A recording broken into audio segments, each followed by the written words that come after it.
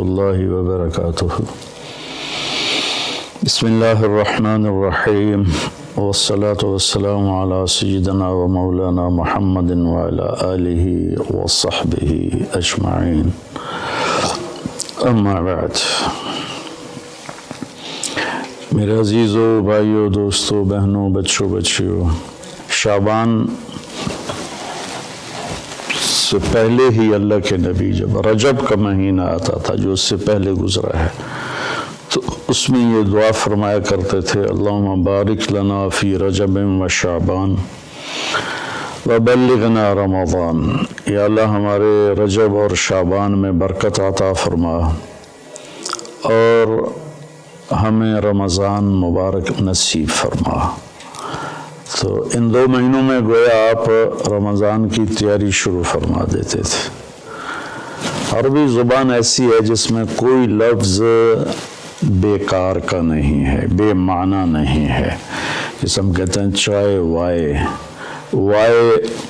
روٹی شوٹی، پانی وانی، کھانا شانا، تو یہ شانا وائے، یہ سارے وہ الفاظ ہیں جن کا کوئی مطلب نہیں ہے۔ عربی میں ایسا نہیں ہے، اس کے ہر لفظ کا بلکہ ہر حرف کا مطلب ہے۔ شعبان ایک مہینے کا نام ہے، لیکن شعبان کو شعبان کیوں کہتے ہیں کہ اس مہینے میں عرب چارے پانی کی تلاش میں نکلتے تھے۔ شعب کہتے ہیں متفرق ہو جانا، بکھر جانا، پھیل جانا۔ تو اس میں عرب چونکہ صحرا ہے، یہ عجب ملک اللہ نے بنایا ہے، یہ جزیرۃ العرب، جزیرہ نما، اس کے 3 طرف سمندر ہے، ایک طرف خشکی ہے جو اردن کے ساتھ، شام کے ساتھ جا کے ملتی ہے، عراق کے ساتھ، اور 3 طرف سمندر ہونے کے باوجود یہاں دریا، ایک دریا نہیں، اتنے بڑے ملک میں پاکستان سے 5 گنا بڑا ہے، اور ایک دریا نہیں، اور اتنی تھوڑی بارش ہوتی ہے۔ جزیرہ نما جو ملک ہوتے ہیں وہاں تو بارشیں مسلسل ہوتی ہیں اور دھڑا دھڑ ہوتی ہیں، لیکن اللہ نے یہاں کے پہاڑوں کو اس طرح سے ڈیزائن کیا ہے کہ بارش کی ہوائیں اس سے ٹکرا کے واپس ہو جاتی ہیں۔ اللہ نے اس خطے کو لک و دک صحرا بنایا، آج بھی صحرا ہے بہت، الربع الخالی، یعنی 1/4 حصہ سعودی عرب کا خالی پڑا ہوا ہے، اس کا نام ہی ہے 1/4 خالی حصہ، وہاں زندگی نشو و نمائی نہیں پا سکتی۔ تو عرب کا جو جغرافیائی ایک تھا سٹرکچر، اس میں وہ کسی ایک جگہ رہ نہیں سکتے تھے، چند ایک شہر تھے جو آباد تھے، باقی وہ ہر وقت وہاں پانی ہے تو پورا قبیلہ وہاں چلا جاتا تھا، پھر پانی ختم ہو گیا، پھر پانی پہ لڑائی جھگڑے، پھر کسی اور جگہ پانی کا سراغ ملا وہاں چلا گیا۔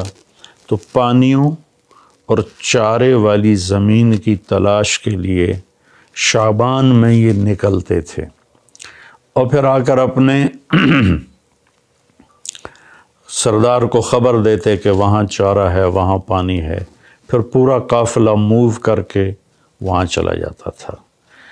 اور یہ موبائل تھے خانہ بدوش، اور ان کی بستیاں، ان کے شہر خیمے ہوتے تھے، اور چونکہ یہ فطرت پر تھے، چونکہ کوئی وہاں ایسی چیز نہیں تھی جو ان کی فطرت کو مسخ کرے، جیسے میں شہری زندگی نے ہماری فطرت کو بالکل ادھورا کر کے رکھ دیا ہے۔ ہم نے آج تک چمکتا چاند نہیں دیکھا، تاروں بھری اندھیری رات نہیں دیکھی، ستاروں کی مسکراہٹ نہیں دیکھی، سورج چاند کی خوبصورت نورانی ہم نے اس کی شعائیں نہیں دیکھیں، کرنیں نہیں دیکھیں۔ تو وہ لکو تک میدان تھا۔ افلا ينظرون الى الابل کیف خلقت، اب اس ماحول میں رہ کر آپ اس آیت کو سمجھے۔ اونٹ ان کی سواری تھی تو اللہ فرماتا ہے اے اونٹ تو دیکھو کیسے بنا ہے، کس نے بنایا ہے۔ وَإِلَى السَّمَاءِ كَيْفَ رُفِعَتْ، جب تم صحرا میں سوتے اور اوپر تاروں بھری رات ہوتی ہے یا 14ویں کا چاند ہوتا ہے، یہ کس نے اوپر کھڑا کر دیا۔ وَإِلَى الْجِبَالِ كَيْفَ نُصِبَتْ، یہ تمہارے چاروں طرف پہاڑ ہیں کالے سیاہ، یہ کس نے کھڑے کیے، کیسے کھڑے ہو گئے۔ وَإِلَى الْأَرْضِ كَيْفَ سُطِحَتْ، اور یہ زمین بچھونا کیسے بن گئی۔ اس میں تم سفر کرتے ہو، ہم نے